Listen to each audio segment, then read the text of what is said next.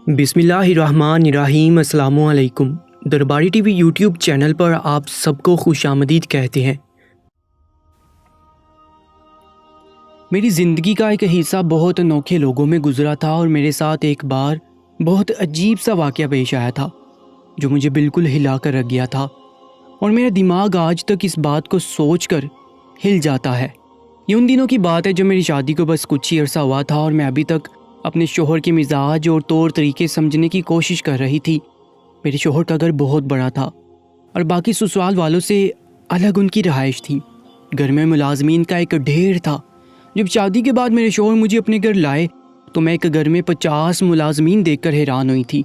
मैंने जब अपने शोहर से भी कहा कि मैं 50 मर्द मुलाजमीन के साथ अकेली कैसे रहूँगी, क्योंकि दिन भर तो मेरे शोहर को अपने कारोबार पर होना था, तो मैंने सारा दिन अकेले घर में होना था। मेरे शोहर ने तब मुझे ऐसी बात बताई जिसे सुनकर मैं हैरत से कितनी देर कुछ बोल ही नहीं पाई थी। मेरे शोहर बोले कि फ़िक्र मत करो, ये सब के सब मुलाजमीन अंधे हैं और तुम्हें नहीं देख पाएंगे, मगर बस तुम एहतियातन पर्दा करके इनके सामने जाना। मुझे हैरत हुई थी कि मेरे शोहर ने 50 अंधे लोग ढूंढकर अपने घर में क्यों रखे थे। क्या ऐसा सिर्फ मेरी वजह से था? नहीं, ऐसा नहीं था।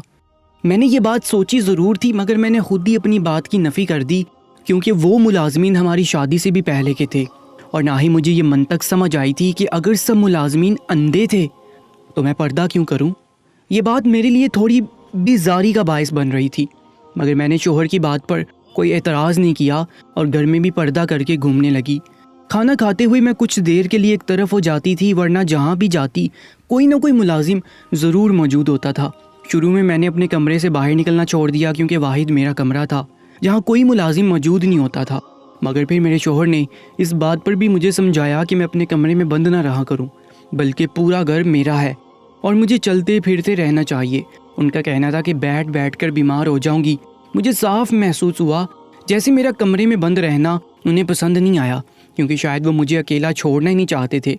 इसलिए तो घर में ज़रूरत से ज़्यादा मुलाजिम रखे हुए थे।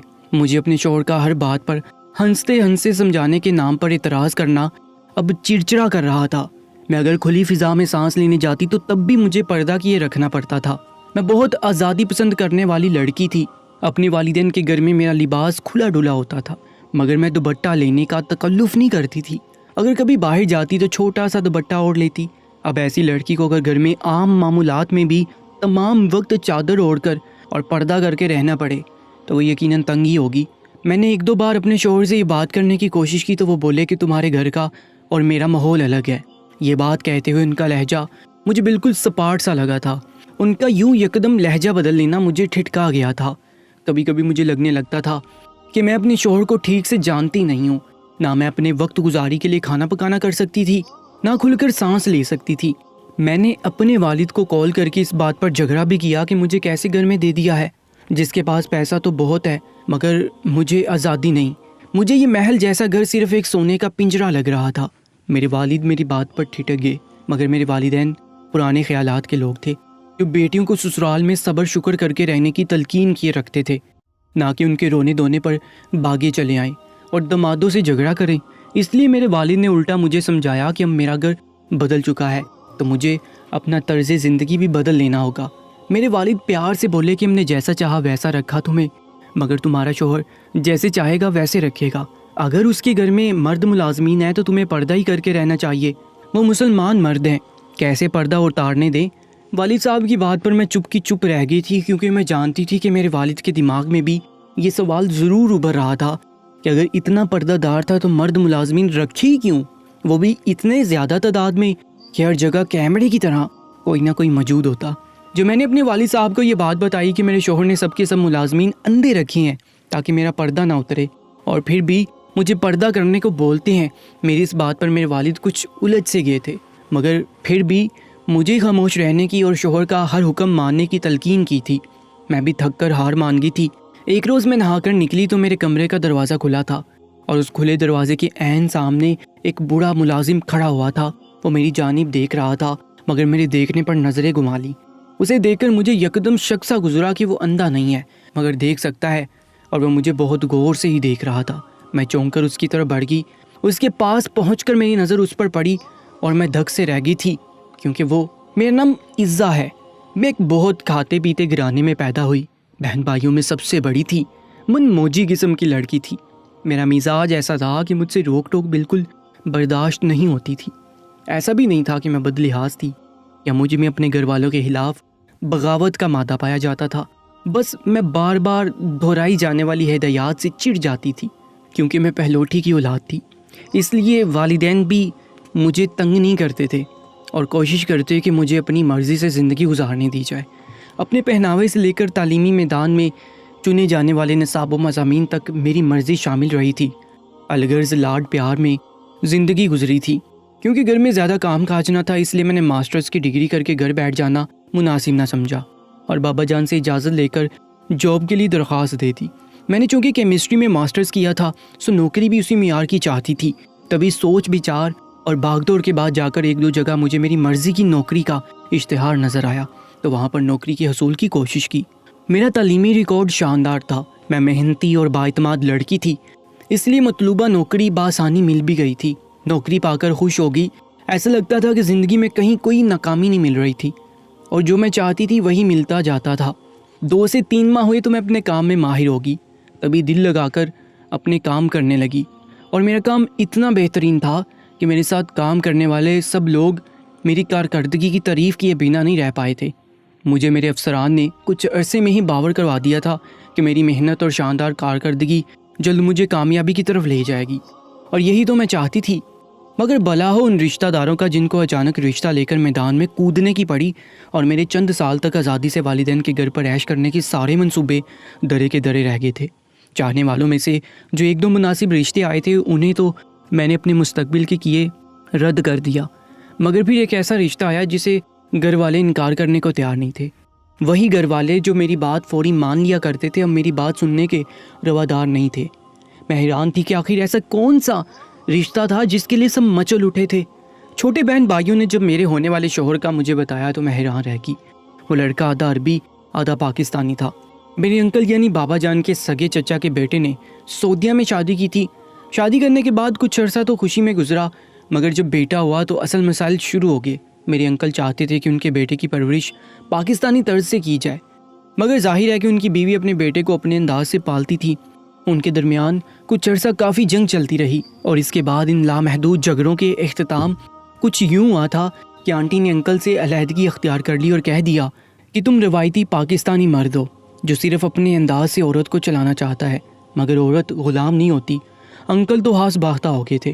اپنی بیوی سے علیحدگی کی صورت بیٹے سے ہاتھ دھونا پڑا، اور وہ اپنے بیٹے سے بہت محبت کرتے تھے۔ انہوں نے آنٹی سے اپنے اختلافات کی معافی مانگی اور رشتہ قائم رکھا تھا۔ انکل نے اپنے بیٹے کو اپنی نظروں کے سامنے رکھا، اور جب وہ اپنی ماں کے رہن سہن اپنا کر جوان ہو گیا تو انکل کی بیوی کا انتقال ہو گیا۔ انکل اپنے بیٹے کو لے کر پاکستان لوٹ آئے اور یہیں گھر بنا لیا۔ انکل چاہتے تھے اب ان کا بیٹا ہمیشہ کے لیے پاکستان رہے، مگر ظاہر ہے ایسا ممکن نہیں تھا۔ وہ جوان تھا اور اپنے ننیال سے واقف تھا، اس لیے اس نے ملنا جلنا جاری رکھنا چاہتا تھا۔ انکل کی خوشی کی خاطر پاکستان میں بھی اپنا الگ گھر بنا لیا تھا۔ میرا اسے خاندان کی کسی شادی میں سامنا ہوا تھا۔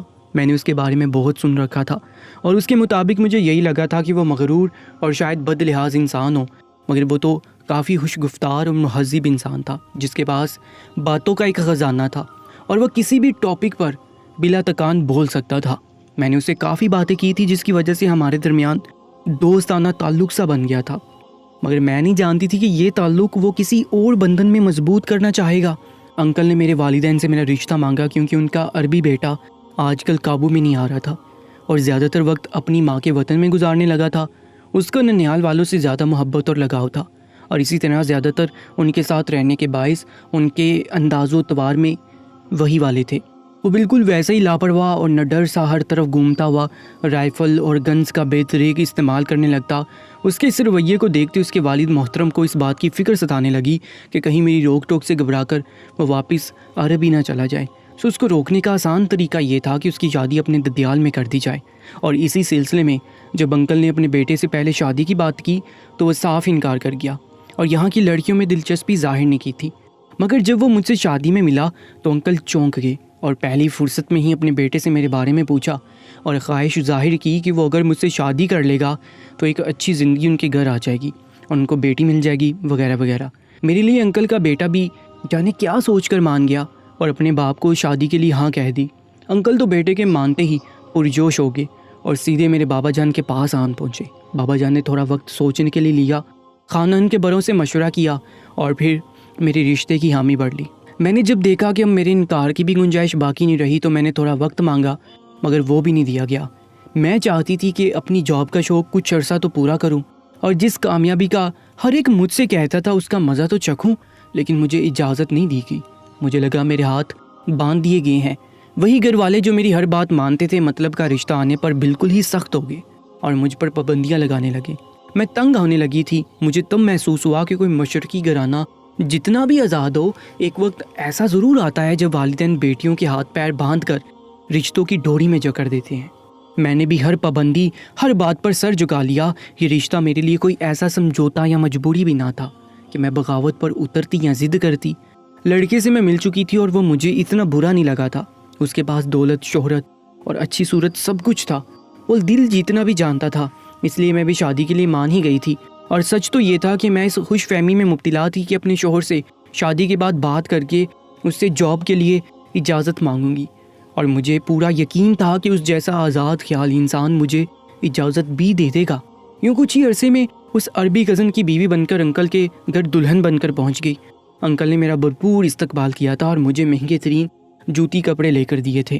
میں نے بھی انکل کو باپ جیسا درجہ اور عزت دی تھی۔ انکل بے ضرر اور خوش اخلاق انسان تھے، اس لیے میری ان سے اچھی خاصی دوستی ہو گئی تھی۔ مگر جو ہی ہماری شادی کو ہفتہ بھر گزرا، میرے شوہر مجھے لے کر اپنے الگ گھر میں چلے گئے۔ میرے شوہر بہت اچھے انسان تھے، جیسا کہ میں نے انہیں جانا تھا، اچھی گفتگو کرنے والے اور ساحر الفاظ کے مالک، شکل و صورت بھی اچھی اور مزاج بھی خوشگوار سا رہتا تھا۔ شادی کے بعد میرے دن اپنے شوہر کے سنگ بہت خوشیوں بھرے گزرے تھے، مگر ان کے الگ گھر میں جاتے ہی میں پریشان ہو گئی۔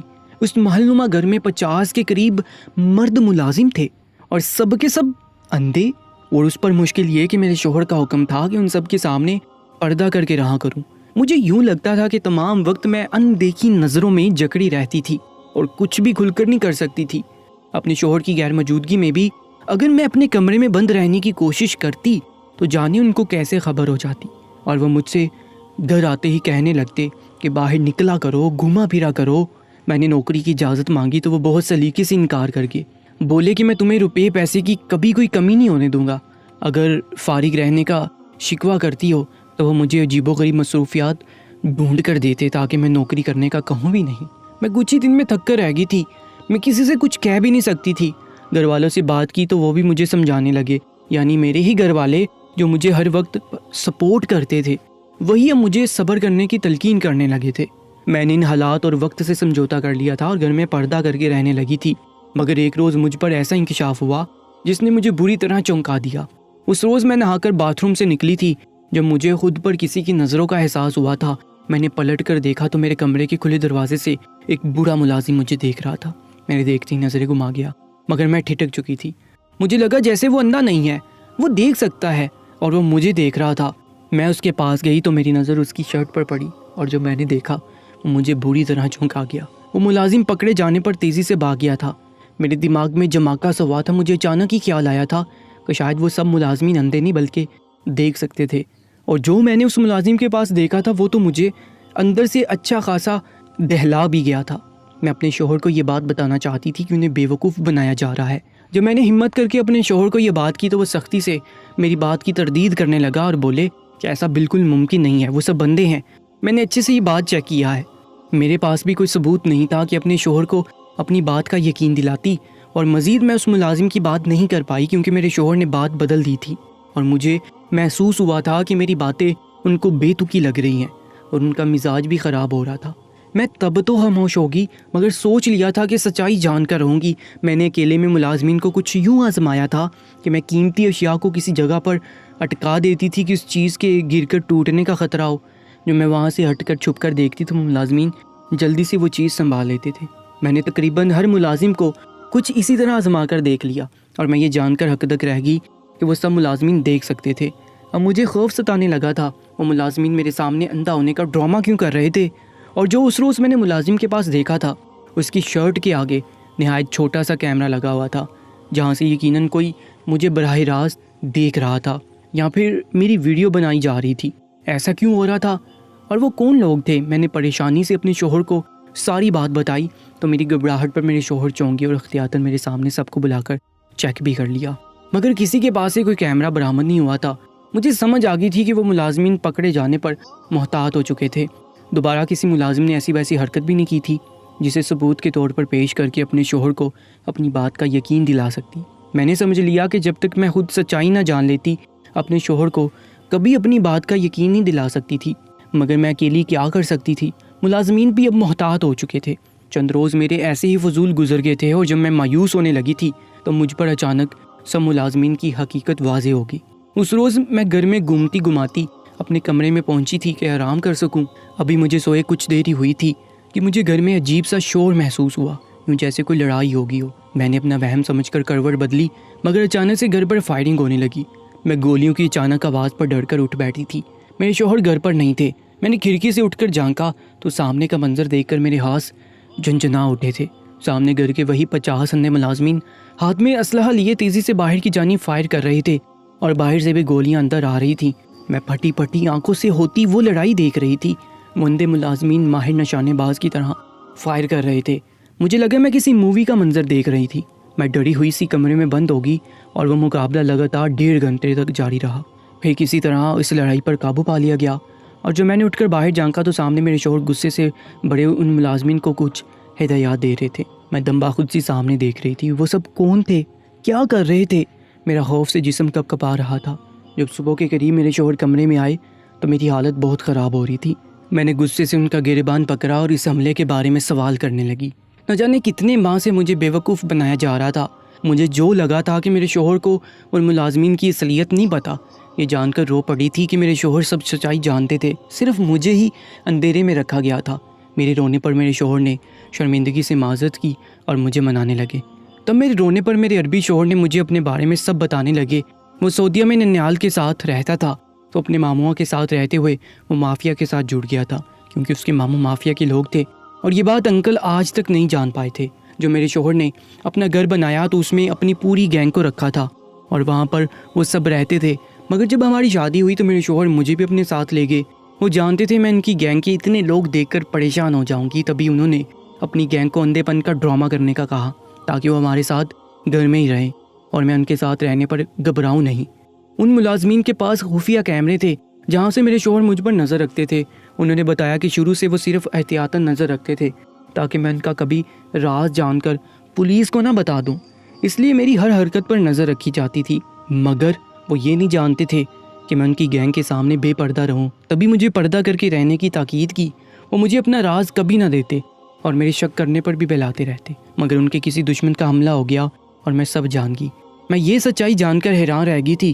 میں آج تک اپنے شوہر کی سچائی کو ہضم نہیں کر پا رہی تھی، مگر میرے پاس خاموش رہنے کے علاوہ کوئی چارہ بھی نہیں تھا۔ دوستو، آج کی سچی کہانی کے بارے میں ہمیں اپنی قیمتی رائے سے ضرور آگاہ کیجیے گا، اور ایسی سچی کہانیوں اور واقعات کے لیے ہماری یوٹیوب چینل کو بھی سبسکرائب کرنا مت بھولیے گا۔ اپنا بہت زیادہ خیال رکھا کریں۔ انشاءاللہ ملاقات ہوگی ایک نئی کہانی میں، تب تک کے لیے اللہ نگہبان۔